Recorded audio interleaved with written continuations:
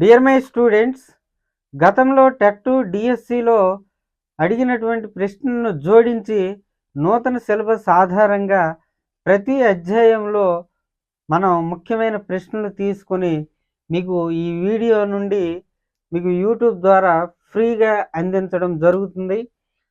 మొదటి లెక్క మనం చూసుకున్నట్లయితే భాగఫలం పరిపూర్ణ ఘనం కావాలంటే 5400ను భాగించాల్సిన అతి చిన్న సంఖ్య. అంటే ఆప్షన్ నుండి మనం తీసుకుందామండి. ఆప్షన్ 1 8. అంటే 5400ని 8 చేత భాగిద్దాం. 8 6ల 48. ఇంకా ఎంత మిగులుతుంది? 6 60 అవుతుంది. 8 7 8లు 56 40 మిగులుతుంది. ఇంకా ఏమవుతుంది? 8 5ల 40.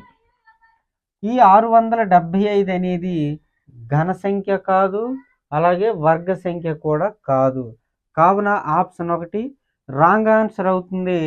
అలాగే ఆప్షన్ 2 25 తీసుకుందాం.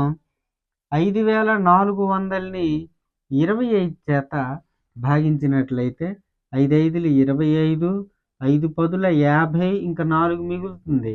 5 8లు 40, 0కి 0. మళ్ళీ 5 చేత 5 2 10, 5 1ల 5, ఎంత మిగులుతుంది? 3, 5 6ల 30. ఈ 216 అనేది వర్గ సంఖ్య, ఘన సంఖ్య. ఇదైతే వర్గ సంఖ్య కాదండి. వాడు ఏమన్నాడు? భాగఫలం పరిపూర్ణ ఘనం కావాలంటే ఘన సంఖ్య అవుతుందో లేదో చూద్దాం ఒకసారి. 6 క్యూబ్ 6ని 3 సార్లు గుణిస్తే 6 × 6 × 6 6ల 36, 36 × 6 6ల 36, 3 6 3 18, 3 ఎంత? 21, 216. కావున ఏమవుతుంది ఇక్కడ? 5400ను భాగించాల్సిన అతి చిన్న సంఖ్య ఏదవుతుంది? 25 అవుతుంది. మనకు భాగఫలం 216.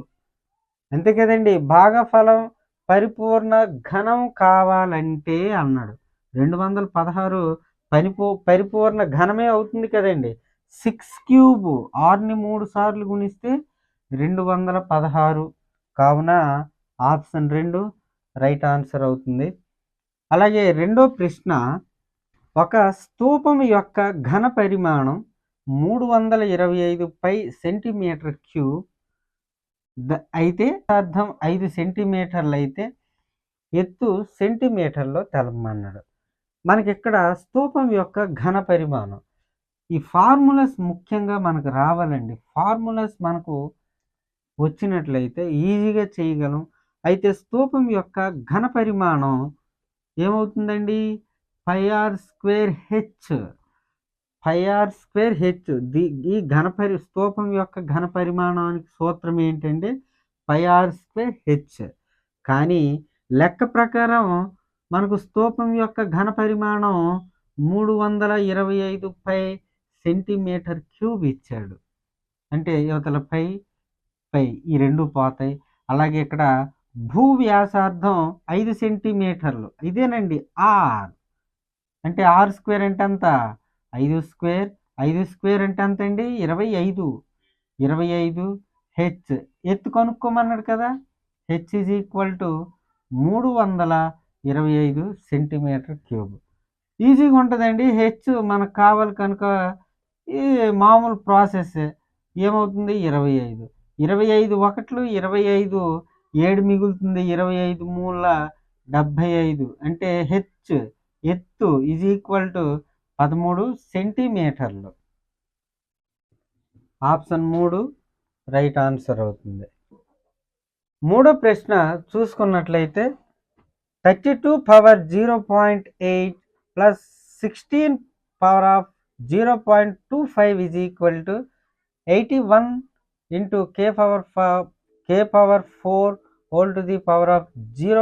k⁴ అయిన k విలువ ఎంత?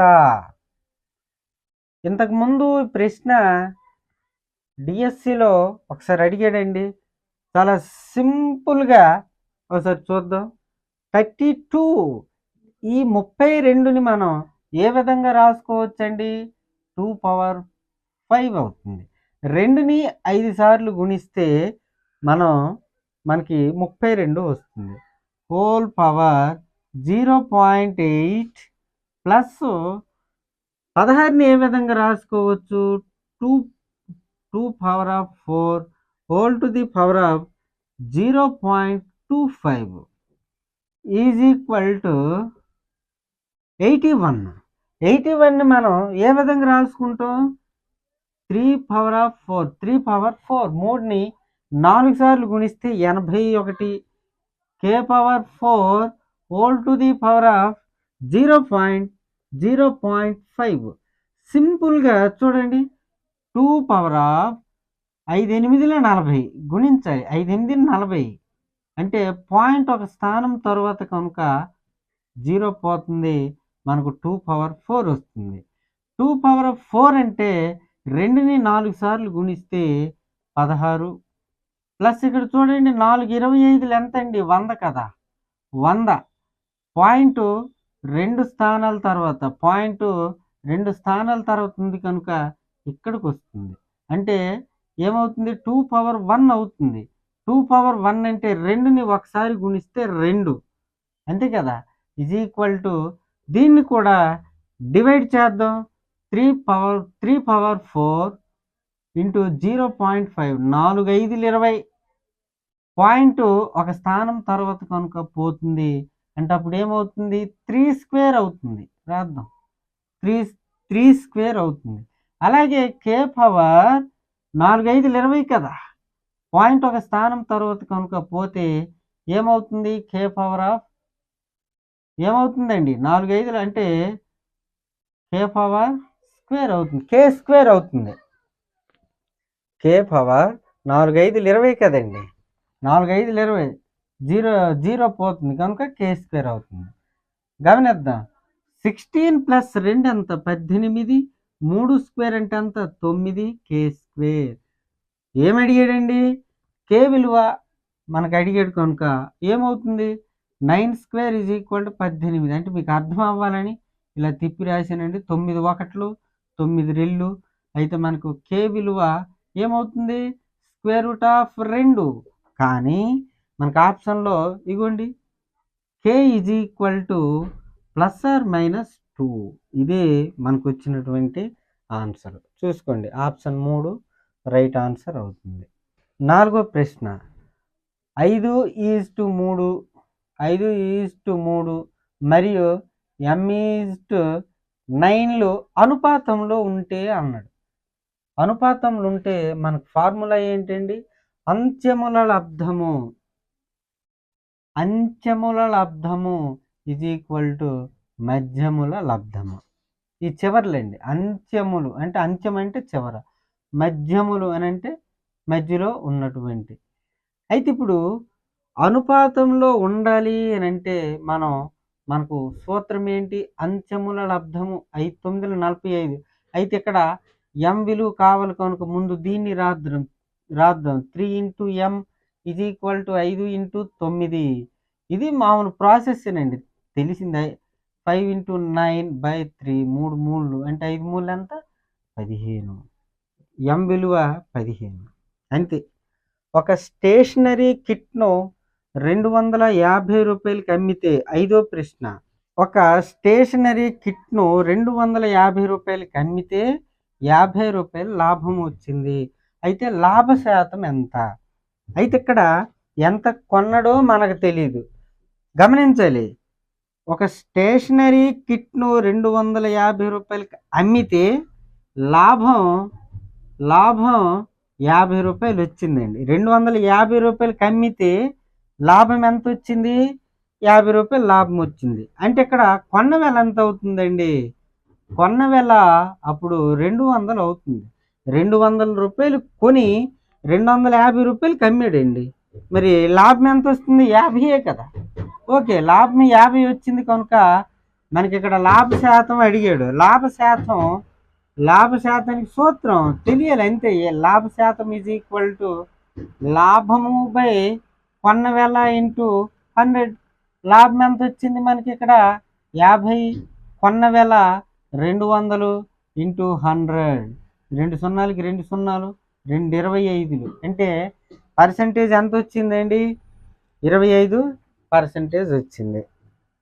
ఆరో ప్రశ్న, X4Y2Z అనే 5 అంకెల సంఖ్య 9చే నిశ్శేషంగా భాగించబడిన X+Y+Z యొక్క కనిష్ట విలువను కనుక్కోమన్నాడు.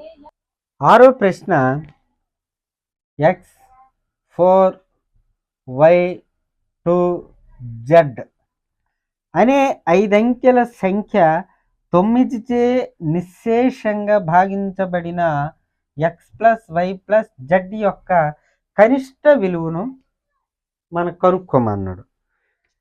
అంటే మనం ఇప్పుడు ఏం చెయ్యాలని అంటే, ముందుగా ఎప్పుడూ కూడా మనం 1 నుండి చూసుకోవాలి. చూసుకునే ముందు 9 యొక్క భాజనీయత సూత్రం కంపల్సరీగా రావాలి. అసలు భాజనీయత సూత్రాలు మనం 2 నుండి ఇంచుమించుగా 11 వరకు నేర్చుకుంటే సరిపోతుందండి.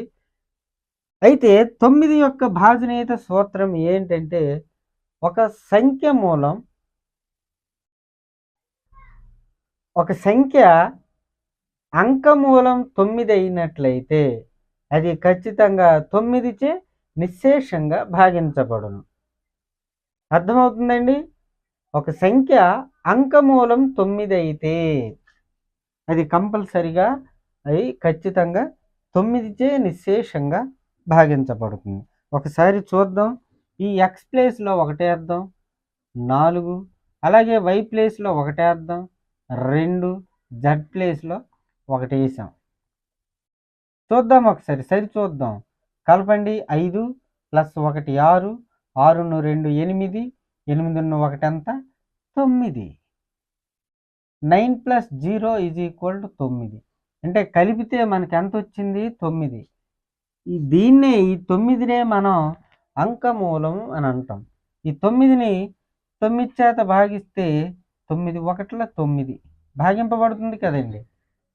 ఒక సంఖ్య అంకమూలం 9 అయితే అది 9చే నిశ్శేషంగా భాగించబడుతుంది. అయితే మనకి ఇక్కడ X+Y+Z యొక్క కనిష్ట విలువ అడిగాడు. అంటే X ప్లేస్లో మనం 1 వేద్దాం, Y ప్లేస్లో 1 వేద్దాం, Z ప్లేస్లో 1. ఇవే కదండి, 1 1 1. X ప్లేస్లో 1, Y ప్లేస్లో 1, Z ప్లేస్లో 1. అంటే మనకు అంకమూలం 9 వచ్చింది కావున ఈ 1తో మనం సరిపెట్టుకున్నాం. ఒకవేళ చాలనిచో 2ను ఒకసారి చూద్దాం, సరి చూసుకోవాలి ముందుగా. ఓకే. అయితే మనకు X+Y+Z యొక్క కనిష్ట విలువ అడిగాడు. అంటే కలిపితే ఎంత వస్తుందండి? 3 కదా. ఓకే. కావున ఆన్సర్ ఆప్షన్ 4 3 రైట్ ఆన్సర్ అవుతుంది. ఒక సమఘనం యొక్క సంపూర్ణ తల వైశాల్యం 1536 cm² అయిన ప్రక్క తల వైశాల్యం సెంటీమీటర్లో తెలపమన్నాడు. అయితే ఇది కూడా మనకి ఫార్ములా కంపల్సరీగా రావాలండి. ఒక సమఘనం యొక్క సంపూర్ణ తల వైశాల్యం, సమఘనం అండి, చూడాలి. సమఘనం యొక్క సంపూర్ణ తల వైశాల్యం ఫార్ములా ఏంటంటే 6a². కానీ లెక్క ప్రకారం ఈ సంపూర్ణ తల వైశాల్యం ఎంత ఇచ్చాడండి? 1536 cm². అయితే దాని ప్రక్క తల వైశాల్యాన్ని కనుక్కోమన్నాడు. చూద్దాం. a² = 1536/6. ఇది ఈజీగా మీరు చేయగలరండి. ఒక్క ఫార్ములాస్ మీకు బాగా వచ్చినట్లయితే మనం లెక్క ఈజీగా చేయగలం. 6 2 12, 3 6 5 33, 6 6 36. a² = 256. ఏమవుతుంది? 256 యొక్క వర్గమూలం ఎంత? 16. అయితే ఇక్కడ ప్రక్క తల వైశాల్యం అడిగాడు. ప్రక్క తల వైశాల్యము 4a². అంటే = 4 × a. ఏ విలువ ఎంత ఇక్కడ? 16 కదండి. 16 × 16. 16 ఎంత? 256. 256 × 4 గుణిస్తే సరిపోతుంది. 24, 4 5లు 22, 4 2 8, 2 1024. ఇదిగోండి 1024. ఏంటనంటే మనకు సూత్రాలు కంపల్సరీగా రావాలి, అంతేనండి. తర్వాత 8వ ప్రశ్న, 2 సంపూరక కోణాల నిష్పత్తి 5:4 అయిన ఆ కోణాలు. సంపూరక కోణం అంటే ఎన్ని డిగ్రీలండి? 180 డిగ్రీలు. అదే పూరక కోణం అయితే 90 డిగ్రీలు. ఇది మీరు బాగా గమనించాలి.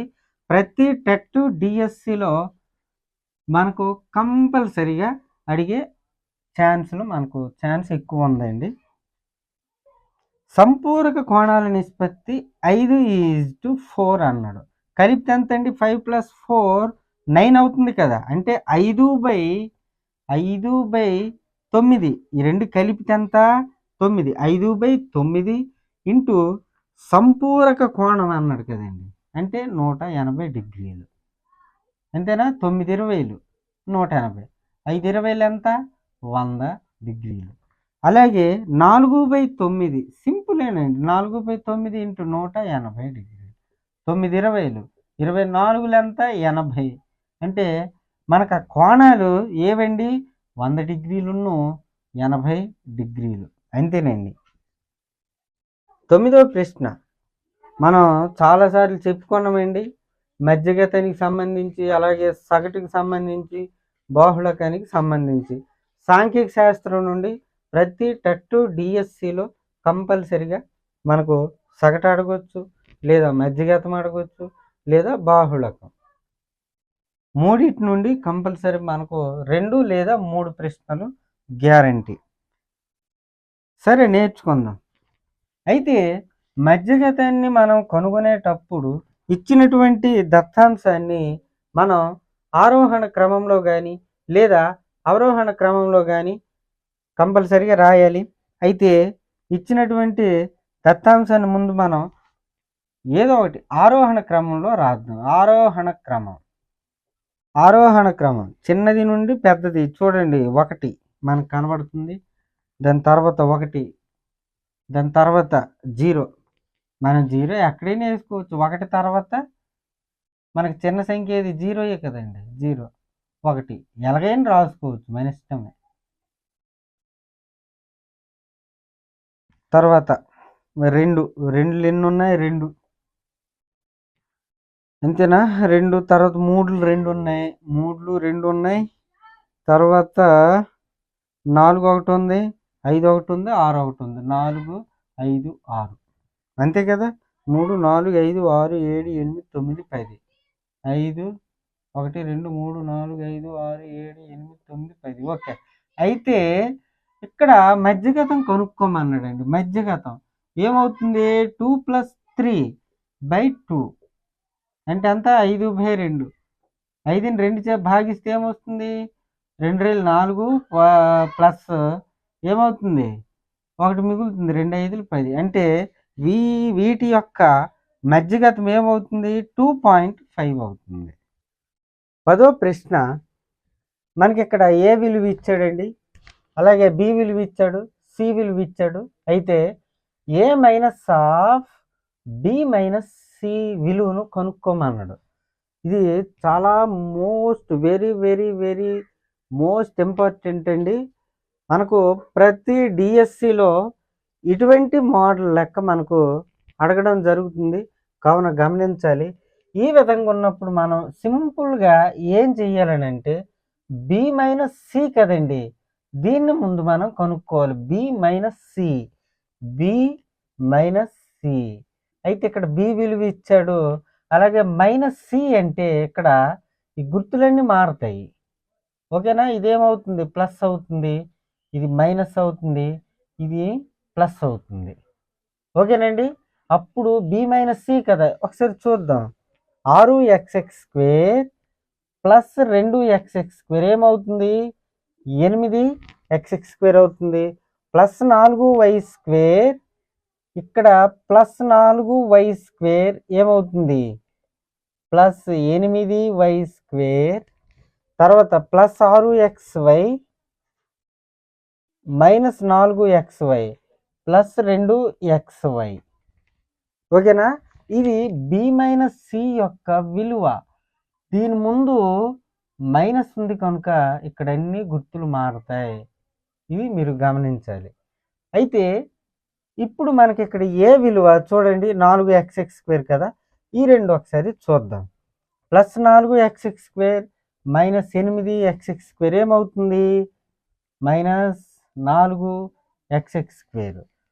అలాగే ప్లస్ 2y² మైనస్ 8y² ఏమవుతుంది? తీసివేస్తే 6y² మైనస్ 6xy. ఇక్కడ మైనస్ 2xy ఏమవుతుంది? 2 మైనస్లు ఉన్నాయి కనుక కలిపితే 8xy. ఇదే మనకు వచ్చినటువంటి ఆన్సర్, 8xy. ఈ విధంగా మనం సింపుల్గా చేయాలి. 11వ ప్రశ్న, ఒక త్రిభుజం యొక్క బాహ్య కోణం 140 డిగ్రీలు మరియు దానికి ఎదురుగా ఉండే అంతరాభిముఖ కోణాలలో ఒకటి 55 డిగ్రీలైన మరొక అంతరాభిముఖ కోణము తెలపమన్నాడు. మనకు ఈ విధంగా త్రిభుజం ఉందండి. అయితే వాడు ఏమన్నాడు? ఒక త్రిభుజం యొక్క బాహ్య కోణం అన్నాడు. బాహ్య కోణం ఎన్ని డిగ్రీలు అండి? 140 డిగ్రీలు.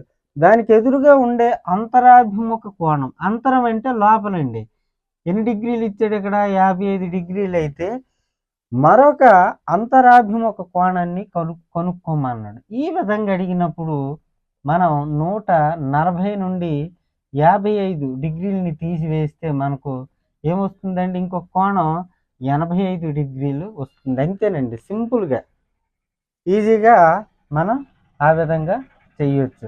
ప్రతి టట్టు డిఎస్సిలో కంపల్సరిగా ఇటువంటి మోడల్ గ్యారంటీ.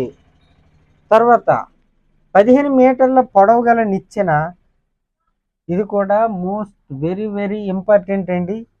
15 మీటర్ల పొడవు గల నిచ్చెన, 15 మీటర్ల పొడవు గల నిచ్చెన గోడ నుండి 12 మీటర్ల ఎత్తులో, గోడ ఎక్కడ ఉందండి, గోడ నుండి 12 మీటర్ల ఎత్తులో ఒక కిటికీని తాకుతున్నది, చేరుకుంది. గోడ నుండి నిచ్చెన పాదానికి, ఈ గోడ నుండి నిచ్చెన పాదానికి ఏమన్నాడు? మధ్యగల దూరాన్ని కనుక్కోమన్నాడు. ఈ దూరాన్ని మనం కనుక్కోవాలి. ఈ దూరాన్ని కనుక్కోవాలి. అయితే ఇది మనకి ఇక్కడ ఒక ఫార్ములా తెలియాలండి. పైథాగరస్ సిద్ధాంతం. మన కర్ణం ఇచ్చాడు, మనకు ఒక భుజం ఇచ్చాడు. ఈ భుజము మనకి తెలియాలని అంటే పైథాగరస్ సిద్ధాంతాన్ని ఉపయోగించి మనం ఏం చేయొచ్చండి? మనకు పైథాగరస్ సిద్ధాంతం ఏం చెప్తుంది?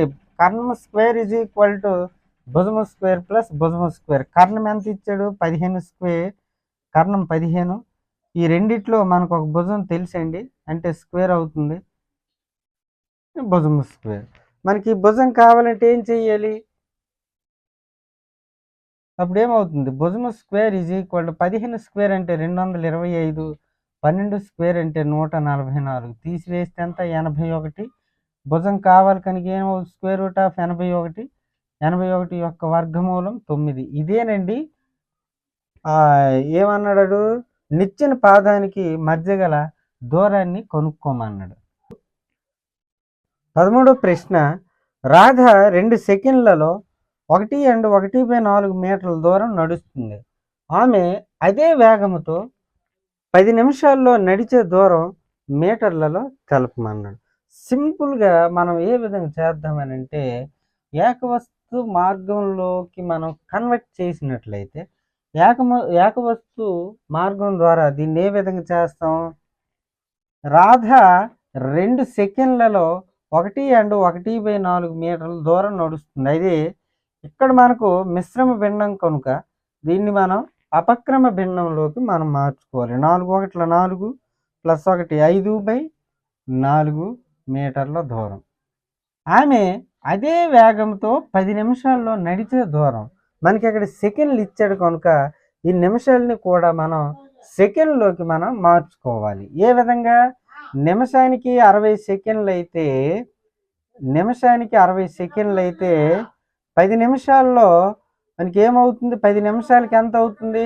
10 × 60 600 సెకండ్లు అవుతుంది. 600 సెకండ్లు. 600 సెకండ్లుగా నడిచే దూరం అడిగాడు. అంటే ఏం చేస్తాం? 600/2 ఈ విధంగా అనమాట. 600/2 × 5/4 సింపుల్ మెథడ్ అండి. 4 15 60 0 2 75 75 5 ఎంత? 5 7 35 2 37 375 మీటర్లు. ఆప్షన్ 4 రైట్ ఆన్సర్ అవుతుంది. ఈ విధంగా మనం చెయ్యాలి. 4వ ప్రశ్న x/y మనం ఇక్కడ కసక్ కడితే ఎంత అవుతుందండి? 4 కదా, 4ఏనా? 1 4 4 1 4 ఈ 2 పోతే 1 అంటే 3/4 తర్వాత ఇంకో సమీకరణం 2x + 3.5 అంటే ఈ పాయింట్ పోవాలంటే ఏం చేయాలి? దీన్ని మనం 10 మనం గుణించి భాగించినట్లయితే అప్పుడు ఏమవుతుంది? 35y/10 అవుతుంది. = 100/1 చేయండి. కసాకి ఎంత? 10 కదా, అంటే 10 రెళ్ళు 20x + 35y = 100. అడ్డగుణకరం చేస్తే మనకి ఏమొస్తుంది? 20x + 35y = 10 × 100 అంటే ఎంత? 1000. ఇక్కడ ఒకసారి చూద్దాం. దీన్ని అడ్డుగుణకరం చేసినట్లయితే 4x = 3y. దీన్ని ఏ విధంగా రాసుకుంటాం? 4x - 3y = 0 అవుతుంది కదా. అయితే మనకి వాడు ఏం అడిగాడు? y విలువ అడిగాడు కనుక దీన్ని మనం 2 సమీకరణాలను మనం సాధించాలి. అంటే 4x - 3y = 0. అయితే ఇప్పుడు మనం xనైనా తొలగించవచ్చు లేదా వైనైనా తొలగించవచ్చును, అది మన ఇష్టమే.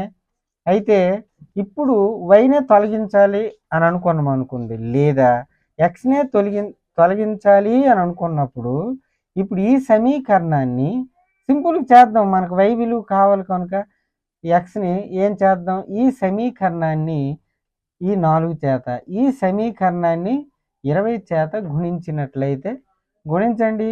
80x + 4 35 ఎంత? 4 5 20 2 4 3 12 13 14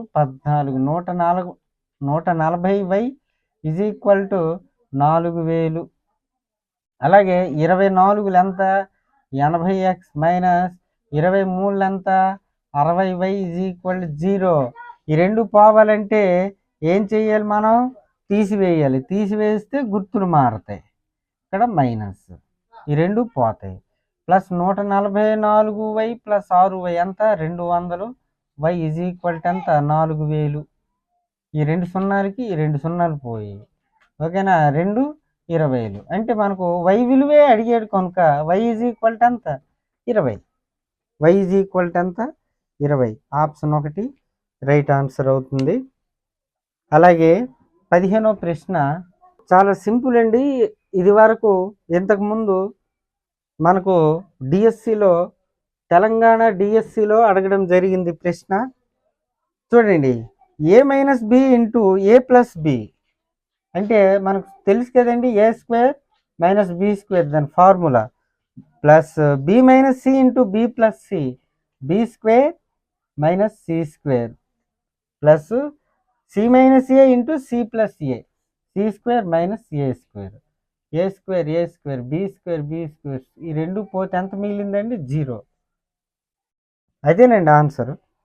తర్వాత 90 120 సంఖ్యల మధ్య ఉన్న ప్రధాన సంఖ్య రాయమన్నాడు.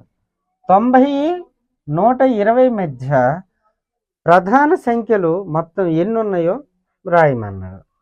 ప్రధాన సంఖ్యలు అంటే ఏ నెంబర్చే కూడా భాగింపబడినటువంటి సంఖ్యను మనం ప్రధాన సంఖ్య అని అంటాం. 90 120 మధ్య ప్రధాన సంఖ్యలు ఏమవుతున్నాయి? 92, 93, 94, 95, 96, 97 అవుతుంది కదా. 97, 98 అవ్వదు, 99, 100, 101, 101, 3 మూల 9, 1, ఓకే. 102 అవుతుంది, 103, 103, 1, తర్వాత 104, 105, 106, 107, 1, తర్వాత 108, 109 ఏమైనా అవుతుందా? 109, 3 మూల 9 అవ్వదు, 7 1 7 అవ్వదు, 109, 1, తర్వాత 111, 3 మూల 9 అవ్వదు, 113, 113 చూడాలి, 7 1 7, ఓకే. 113, తర్వాత 114 అవుద్ది, 115, 116, 117 ఏమైనా అవుతుందా? 117 కాదు, 118, 119 అంతేనండి. 90, 120 మధ్య మొత్తం ఎన్ని వచ్చాయండి? 6. మొత్తం 90, 120 సంఖ్యల మధ్య ప్రధాన సంఖ్యలు ఎన్ని ఉంటాయండి? 6. మళ్ళీ ఈ విధంగా మనకు లెక్క అడుగుతూ ఏ విధంగా అడుగుతాడు? 90, 120 సంఖ్యల మధ్య ఉన్న ప్రధాన సంఖ్యల సగటు అడగవచ్చు, లేదా బాహుళకం అడగవచ్చు, లేదంటే మధ్యగతం అడగవచ్చు. ఆ విధంగా అయినా అడిగే అవకాశం ఉంది, కావున గమనించగలరు. 17వ ప్రశ్న, ఇది మీకు తెలిసినటువంటి బిట్టేనండి, తెలిసినటువంటి ప్రశ్నే. అయినా కొంతమంది చాలామంది నాన్ మ్యాథ్స్ అభ్యర్థులు ఉన్నందువల్ల చెప్పడం జరుగుతుంది. ఇటువంటి సింపుల్గా ఉండే ప్రశ్నలు నాన్ మ్యాథ్స్ వాళ్ళకి చాలా ఉపయోగపడుతుందండి. 1 డజను పెన్నుల ఖరీదు 36. 1 డజన్ అంటే 12. 12 పెన్నుల ఖరీదు 36 అంటే ఒక పెన్ను ఖరీదు ఎంత అవుతుంది? 3 అవుతుంది, 3 రూపాయలు అవుతుంది. మరి 3 రూపాయలు అయినప్పుడు 54 పెన్నుల ఖరీదు అంటే ఏం చేయాలి? 3 చేత మనం గుణించాలి. 3 4 12, 3 5 15, 1 16. ఇది సింపులేనండి. ఈ విధంగా ఏం చేయవచ్చు. లేదంటే 1 డజన్ అని అంటే 12 కదండి, 12 పుస్తకాల 12 పెన్నుల ఖరీదు 36 అయితే 54 పెన్నుల ఖరీదు ఎంత? ఈ విధంగా ఏం చేయవచ్చు. 54/12 × 36, 12 మూల 36. ఎలా చేసినా మనకు ఆన్సర్ రావడం జరుగుతుంది. 18వ ప్రశ్న, 6 అంకెల సంఖ్యలో మొదటి నుండి 2 అంకెలు 2 చే, 3 అంకెలు 3 చే, 4 అంకెలు 4 చే, 5 అంకెలు 5 చే, 6 అంకెలు 6 చే భాగించబడే సంఖ్యను కనుక్కోమన్నాడు. ఎడమ నుండి కుడికి, ఇది ఎడమ కదండి, ఎడమ నుండి కుడికి మనం చూసుకోవాలి ఒకసారి. అయితే మొదటి ఆప్షన్ చూసుకున్నట్లయితే 1 2 3 4 5 6.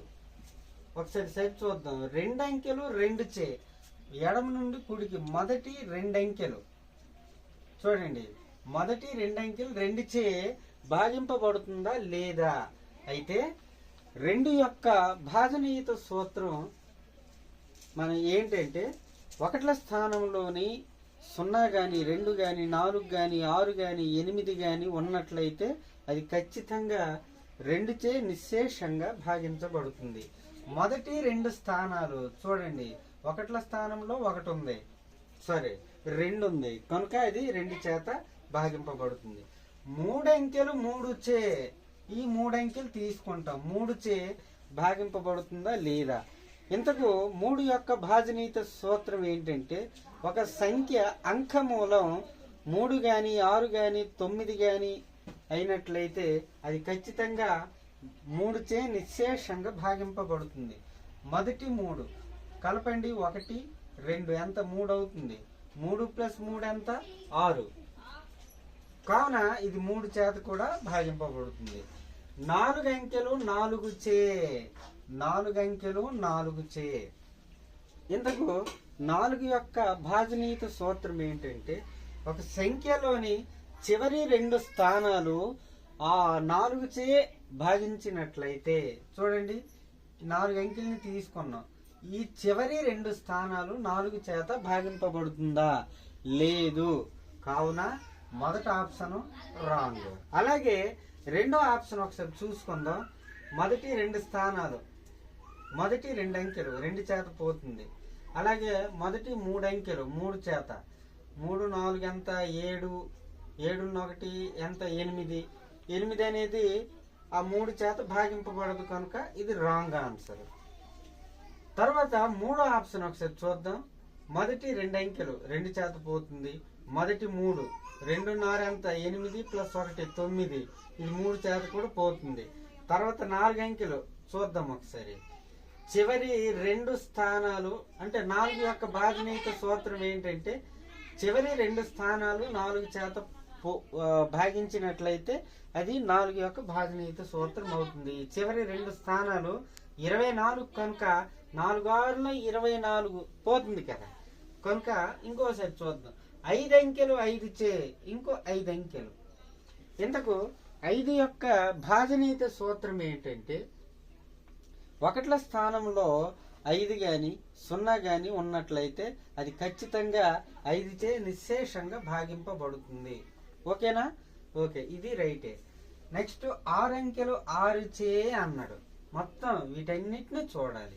6 యొక్క భాజనీయత సూత్రం ఏంటంటే, ఆ ఇచ్చినటువంటి సంఖ్యలో 2 చేత కానీ 3 చేత కానీ భాగించినట్లయితే అది ఖచ్చితంగా 6 యొక్క భాజనీయత సూత్రం అవుతుంది. ఓకేనండి? అయితే ఒకసారి చూద్దాం. 2 యొక్క భాజనీయత సూత్రం ఏమవుతుంది? 1ల స్థానంలో 0 కానీ 2 కానీ ఉన్నట్లయితే అది ఖచ్చితంగా 2 యొక్క భాజనీయత సూత్రం అవుతుంది. కానీ ఇక్కడ లేనే లేదు. ఒకసారి ఇక్కడ చూద్దాం. కనుక ఇది రాంగ్ ఆన్సర్. 4వ ఆప్షన్ ఒకసారి చూద్దాం. ఇది 2 చేత పోతుంది, 3 చేత పోతుంది, 4 చేత పోతుంది, 5 చేత పోతుంది. అయితే ఇప్పుడు 6 చేత పోతుందో లేదో ఒకసారి చూద్దాం. 6 చేత చివరిన 4 ఉంది కనుక అది ఖచ్చితంగా 2 చేత పోతుంది. నెక్స్ట్ 3 చేత ఎలా పోతుందో ఒకసారి చూద్దాం. 1 2 ఎంత 3, 3 + 3 ఎంత 6, 6 12, 5 17, 17 4 ఎంత 21. ఈ 21 అనేది 3 చేత భాగింపబడుతుంది కనుక ఈ 4వ ఆప్షన్ ఇప్పుడు 2 చేత పోతుంది, 3 చేత భాగింపబడుతుంది, 4 చేత, అలాగే 5 చేత, 6 చేత కూడా భాగింపబడుతుంది కనుక ఆప్షన్ 4 రైట్ ఆన్సర్ అవుతుంది. ఈ ప్రశ్న మనకి ఇంతకుముందు డిఎస్సిలో అడిగినటువంటి ప్రశ్న అండి. కావున గమనించగలరు. 19వ ప్రశ్న చూడండి. ఈ మోడల్ స్తూపానికి సంబంధించి లేదా శంకువుకు సంబంధించి లేదా వృత్త పరిధి, అర్ధవృత్త పరిధి, వీటి నుండి ప్రతి టెట్ డిఎస్సిలో కంపల్సరీగా అడగడం జరుగుతుంది. కావున వీటికి సంబంధించినటువంటి వీడియో మనం ఒకటి చేద్దామండి. అలాగే చక్రవడ్డీ, బారు వడ్డీకి సంబంధించి మొత్తం మనకి ఎన్ని రకాల మోడల్స్ ఉన్నాయో వాటికి సంబంధించిన ఒక వీడియో త్వరలో మనం చెప్పుకుందాం. అయితే 19వ ప్రశ్న, ఒక స్తూపం యొక్క భూ వ్యాసార్థం 7 సెంటీమీటర్లు, ఎత్తు 50 సెంటీమీటర్లైన వక్రతల వైశాల్యం అలాగే సంపూర్ణ తల వైశాల్యం కనుగొనుము అన్నాడు. అంటే మనకు టెట్ కానీ డిఎస్సిలో కానీ ఏదో ఒకటి అడుగుతాడండి. వక్రతల వైశాల్యం అడగొచ్చు, లేదంటే సంపూర్ణ తల వైశాల్యము అడగొచ్చు. అయితే మనకి ఇక్కడ స్తూపం యొక్క వక్రతల వైశాల్యానికి సూత్రం రావాలి, అలాగే స్తూపం యొక్క సంపూర్ణ తల వైశాల్యానికి సూత్రం రావాలి. అయితే మనకి ఇక్కడ భూ వ్యాసార్థం 6 ఇచ్చాడండి, అలాగే ఎత్తు హెచ్ 50 సెంటీమీటర్లు ఇచ్చాడు. అయితే వక్రతల వైశాల్యానికి సూత్రం ఏంటంటే 2πRh. ఇదేనండి సూత్రం. సంపూర్ణ తల వైశాల్యానికి సూత్రం ఏంటంటే 2πr × r + h. ఇది ఫార్ములా అండి. అయితే ఇక్కడ వక్రతల వైశాల్యానికి సూత్రం ఏంటండి 2πRh కనుక 2కి 2 పై విలువ ఇక్కడ 22/7. అలాగే ఆర్ విలువ మనకి ఇచ్చాడు ఇక్కడ ఎంత, 7 సెంటీమీటర్లు. 7 సెంటీమీటర్లు ఇంటూ హెచ్ ఎంత ఇచ్చాడండి, 50 సెంటీమీటర్లు. చూద్దాం ఇప్పుడు ఒకసారి. 7కి 7 పోయిందండి, అంతే కదా. 22 ఎంత, 44. 44 ఇంటూ 50 గుణిస్తే మనకి అదే ఆన్సర్ అవుతుంది. 5 4 22, 5 4 22. ఇదండి, ఇది వక్రతల వైశాల్యానికి, ఆ వక్రతల వైశాల్యం యొక్క విలువ అందొచ్చిందండి. సంపూర్ణతల వైశాల్యం ఫార్ములా ఏంటండి, 2πr into are plus H. 2కి 2 ఇంటూ పై విలువ మనకు తెలిసి 22/7 ఇంటూ ఆర్ విలువ ఎంత ఇచ్చాడు, 7. అలాగే ఇక్కడ ఆర్ 7 ఇచ్చాడు, ప్లస్ ఆర్ విలువ 7, హెచ్ విలువ ఎంత 50, కలిపితే ఎంత 57. 7కి 7 పోయింది. 22లో 44 ఇంటూ 57. ఈ రెండింటిని గుణిస్తే మనకి అదే ఆన్సర్ అవుతుంది. 20వ ప్రశ్న, ఒక పాఠశాలలో బాలురు బాలికల నిష్పత్తి వరుసగా 9:11 అయితే పాఠశాలలోని బాలికల శాతం అడిగాడండి. అయితే మనకి ఇక్కడ బాలురు శాతం అడగొచ్చు, బాలికల శాతం అడగొచ్చు. మనకి ఇక్కడ కేవలం బాలికల శాతం అడిగాడు కనుక ఏ విధంగా చేద్దామండి, 9:11 అయితే పాఠశాలలోని బాలికల శాతం, ఈ రెండింటిని మనం కలిపితే సరిపోతుంది. 9 + 11 ఎంత, 20 కదా. అయితే ఇక్కడ ఈ 9 అనేది బాలురు శాతం, 11 అనేది బాలికల శాతం కనుక 11/, ఈ రెండింటిని కలిపితే ఎంత వచ్చింది మనకు 20. ఇక్కడ మనకు శాతం అడిగాడు కనుక ఇంటూ 100. సింపుల్ అండి, 0కి 0, 2 5లు 10, 5 11ల 55, అంతేనండి, 55%.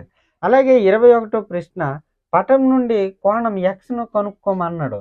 ఈ విధంగా అడిగినప్పుడు ఏమీ లేదండి, ఇక్కడ బాహ్య కోణం 110 డిగ్రీలు, అంతరాభిముఖ కోణం 50 డిగ్రీలు. దీని నుండి 110 నుండి 50ని తీసివేస్తే మనకు అదే ఆన్సర్ అవుతుందండి. సింపుల్. ఇటువంటి ప్రశ్నలు మనకు టెట్ డిఎస్సిలో కూడా మనకు అడగడం జరిగింది. అయితే తీసివేస్తే ఎంత, 60. ఆప్షన్ 1 రైట్ ఆన్సర్ అవుతుంది. అలాగే 22వ ప్రశ్న, 2 వరుస సరి సంఖ్యల లబ్ధం 440ను వర్గ సమీకరణ రూపంలో రాస్తే ఏ విధంగా ఉంటుందో మనకి ఇక్కడ మనం చూసుకున్నట్లయితే ఆప్షన్స్ ఉన్నాయి. అయితే ఆ 2 వరుస సరి సంఖ్యలు, దాన్ని మనం ఎక్స్, తర్వాత సరి సంఖ్య కనుక 2. అయితే వాడు ఏమన్నాడు, 2 వరుస సరి సంఖ్యల లబ్ధం అన్నాడు కనుక ఈ విధంగా మనం రాసుకున్నాం. లబ్ధం ఎంత ఇచ్చాడు, 440. గుణించండి, x into X x², 2 into X 2x. ఈ 440ని యువతల వైపు తీసుకొస్తే -440 ఏముంటుంది అక్కడ, ఇదే వర్గ సమీకరణము. x² + 2x - 440, ఇంతేనండి ఆన్సర్. అలాగే 23వ ప్రశ్న, ఒక సంఖ్య యొక్క 1/4వ వంతు అలాగే 1/5వ వంతుల మొత్తం 9 అయిన ఆ సంఖ్య ఏది? చూద్దాం ఒకసారి. ఒక సంఖ్య అన్నాడు, ఆ సంఖ్య మనకు తెలియదు కనుక అప్పుడు ఏమవుతుంది, 1/4వ వంతు అని అంటే x/4 అవుతుంది. 1/5వ వంతు అని అంటే మనం x అనుకున్నాం కదండి, కనుక x/5 అవుతుంది. వాడు ఏమన్నాడు, వీటి యొక్క మొత్తం అన్నాడు కనుక ప్లస్ చేసాం. ఎంత ఇచ్చాడు, వీటి యొక్క మొత్తం 9. సింపులేనండి, కసాగ్ 20. లేదంటే మీరు ఈ విధంగా కూడా చేసేవచ్చు డైరెక్ట్గా. ఆ విధంగా 4 5లు 5 into X 5x plus 5 4లు 4x = 9. ఎంత అవుతుంది, కలిపితే 9x = 29ల 180. 9 1లు 9 20లు అంటే x విలువ ఎంత, 20 వచ్చింది. కావున ఆప్షన్ 3 రైట్ ఆన్సర్ అవుతుంది. Thank you.